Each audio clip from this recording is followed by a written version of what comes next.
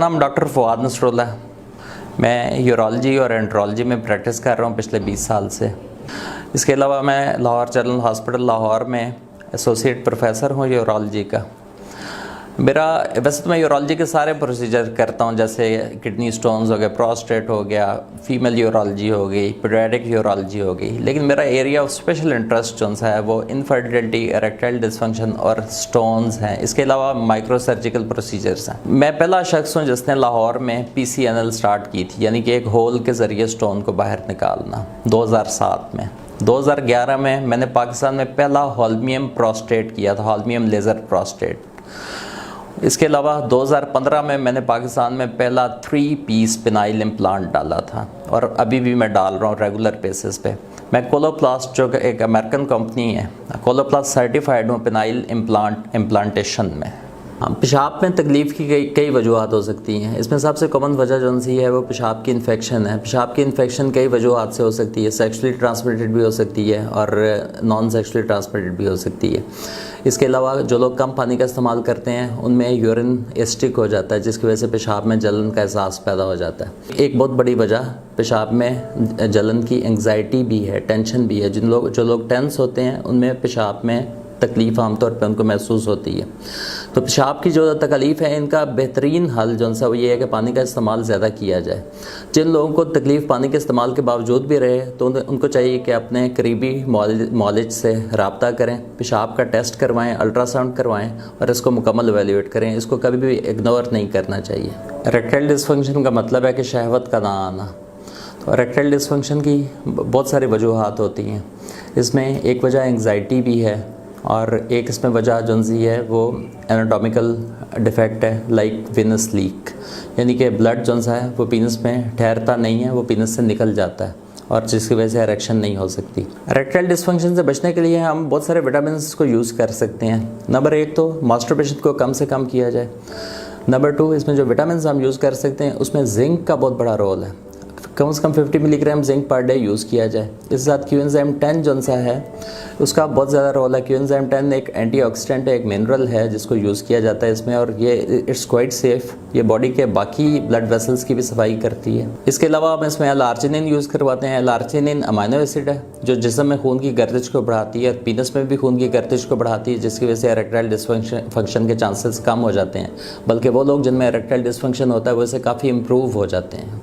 Erectile dysfunction के ऐसे patient जिनको शहवत ना आती हो और वो डायग्नोज हो जाएं कि इनमें वीनस लीक हो रही है। तो वीनस लीक का मतलब ये होता है कि इनमें ब्लड फ्लो तो आ रहा है, लेकिन वो ब्लड फ्लो जिस वक्त इरेक्शन होनी होती है तो आउटफ्लो बंद हो जाता है, इनमें आउटफ्लो बंद नहीं हो रहा। This is called Venus leak.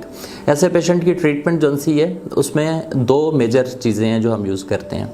एक तो उसमें PDE5 यूज़ करते हैं, लाइक लेवेट्रा, वियाग्रा, सैलस। तो अगर ये लोग इनको PDE5 को रिस्पॉन्स दे जाएँ तो ये दवाइयाँ इनमें कंटिन्यू करवानी पड़ती हैं हमें। अदरवाइज़ इन पेशेंट्स के अंदर इनकी ट्रीटमेंट जो है वो इम्प्लांट है, पिनाइल इम्प्लांटेशन। आगे पिनाइल इम्प्लांट की 2 मेजर टाइप्स आ जाती हैं। एक तो मेलिएबल इम्प्लांट्स होते हैं और एक 3 पीस इम्प्लांट्स होते हैं। 3 पीस इम्प्लांट का फ़ायदा ये है कि उसको जिस वक्त बटन दबाएंगे, बटन स्क्रोटम में लगा होता है तो पीनस खड़ा हो जाएगा, और जिस वक्त बटन को दोबारा दबाएंगे तो वो पीनस जो सा है वो फ्लैसेट फॉर्म में वापस आ जाएगा। जबकि जो इसमें मेलिएबल इम्प्लांट्स हैं उसमें पीनस जो सा वो इरेक्टेड पोजीशन में ही रहेगा, लेकिन आप उसको ऊपर और नीचे मूव कर सकते हैं। प्रीमच्योर इजैकुलेशन या जल्दी इंजाल हो जाना ये किसी किस्म की बीमारी नहीं है। एक्चुअली ये उन लोगों में देखा जाता है कि जो कंसंट्रेट ज़्यादा करते हैं। ये लोग हर काम में ज़्यादा कंसंट्रेट करते हैं। अगर इनका रेट्रोस्पेक्टिव स्टडी की जाए तो देखा जाता है कि जब ये स्कूल में पढ़ रहे होते हैं तो ये हमेशा होमवर्क करके जाते हैं। ऐसे ही इन लोगों में देखा जाता है कि अगर इनको बॉस ने कोई भी असाइनमेंट दी है तो अगर असाइनमेंट 2 दिन के बाद बॉस ने मांगी है तो ये उसी दिन उसको तैयार कर देते हैं। ऐसे ही जब ये सेक्स करते हैं तो इनकी कंसंट्रेशन सेक्स में बहुत ज़्यादा होती है और ये जल्दी इस वजह से ही जल्दी डिस्चार्ज हो जाते हैं।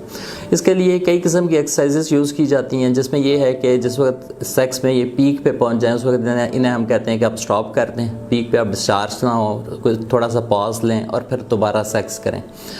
उसके अलावा इनको ये कहा जाता है कि जिस वक्त आप सेक्स कर रहे हैं तो आप अपना दिमाग जो है उसको सेक्स से हटा लें और कुछ और सोचने लग जाएं। इस तरह से कुछ टाइम डिले किया जा सकता है, लेकिन ये हर किसी के लिए मुमकिन नहीं होता। इसके लिए जो दवाइयाँ हम यूज़ करवाते हैं वो ऐसी दवाइयाँ होती हैं जो ब्रेन को थोड़ा सा स्लो डाउन कर देती हैं। तो इसमें SSR ग्रुप है एक, जिसको सबसे ज़्यादा यूज़ करवाया जाता है। SSR ग्रुप की कुछ मेडिसिन हैं जो हम इस्तेमाल करवाते हैं, जो कि बिल्कुल बेज़रर हैं, उनका कोई नुकसान नहीं है।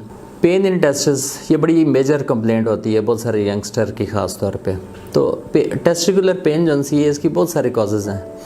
इसमें एक कॉज तो है इन्फेक्शन, जो यंगस्टर में ख़ास तौर पे देखी गई है। सेक्सुअल ट्रांसमिटेड डिजीज़ होती हैं, उसकी वजह से इन्फेक्शन हो जाती है, और उसकी वजह से एपिडेडमार्काइटिस, इसको पर्टिकुलर अगर मैं मेडिकल में नाम दूँ, यानी कि टेस्टिस और इसके साथ एपिडेडमस जो कि स्पर्म कंडक्टिंग ट्यूब होती हैं, उनकी इन्फेक्शन हो जाती है, जो मेजर कॉज होती है पेन इन टेस्टिस की। इसके अलावा टेस्टिकुलर पेन जो सी है और बहुत सारी वजूहत की वजह से भी होती है, जैसे कि चोट लग जाना टेस्टिस पे, किसी किस्म की चोट लगे और टेस्टिस से कोई ब्लीडिंग हो जाए, हीमाटोमा बन जाए, उससे भी पेन इन टेस्टिस स्टार्ट हो जाती है। इसके अलावा पेन इन टेस्टिस की एक बहुत बड़ी वजह जो सी है वो वेरिकोसील है। वेरिकोसील का मतलब है कि टेस्टिस की जो वेन्स वापस जा रही हैं वो फूल जाती हैं और उनके वॉल्व ख़राब हो जाते हैं, और टेस्टिस में फ़्लो जो सा ब्लड फ्लो जो टेस्टिस से वापस जा रहा होता है वो रिवर्स डायरेक्शन में फ़्लो करने लग जाता है। तो वेरिकोसील एक बहुत मेजर कॉज है टेस्टिकुलर पेन की, पाकिस्तान में, साउथ एशिया में ख़ास तौर पे। इसके अलावा हाइड्रोसील का मतलब ये है कि टेस्टिस और टेस्टिस की जो झिल्ली है इसके अराउंड पानी भर जाता है, इसमें टेस्टिस स्वेल भी कर जाते हैं और पेनफुल भी हो जाते हैं। तो ये हाइड्रोसील भी एक कॉज है टेस्टिकुलर स्वेलिंग की। इसके अलावा स्पर्मेटोसील एपिडेडमल सिस्ट है, ये भी टेस्टिकुलर स्वेलिंग की कॉज है। स्पर्मेटोसील और एपिडेडमल सिस्ट में सिस्ट्स बन जाती हैं टेस्टिस में। इनकी जो ट्रीटमेंट है टेस्टिकुलर स्वेलिंग की, एक टेस्टिकुलर स्वेलिंग की कॉज जो सी है वो टेस्टिकुलर ट्यूमर भी है। तो टेस्टिकुलर स्वेलिंग को हमेशा जो सा सीरियस लेना चाहिए, इसको कभी भी इग्नोर नहीं करना चाहिए, फौरी तौर पे अपने मौलिज से मशवरा करें।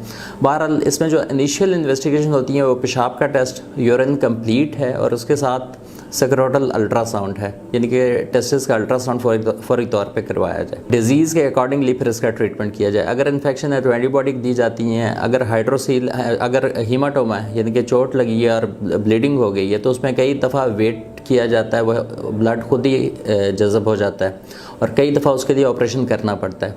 इसके अलावा जो वजह है वेरिकोसील का हल भी ऑपरेशन है, हाइड्रोसील का हल भी आम तौर पे ऑपरेशन होता है।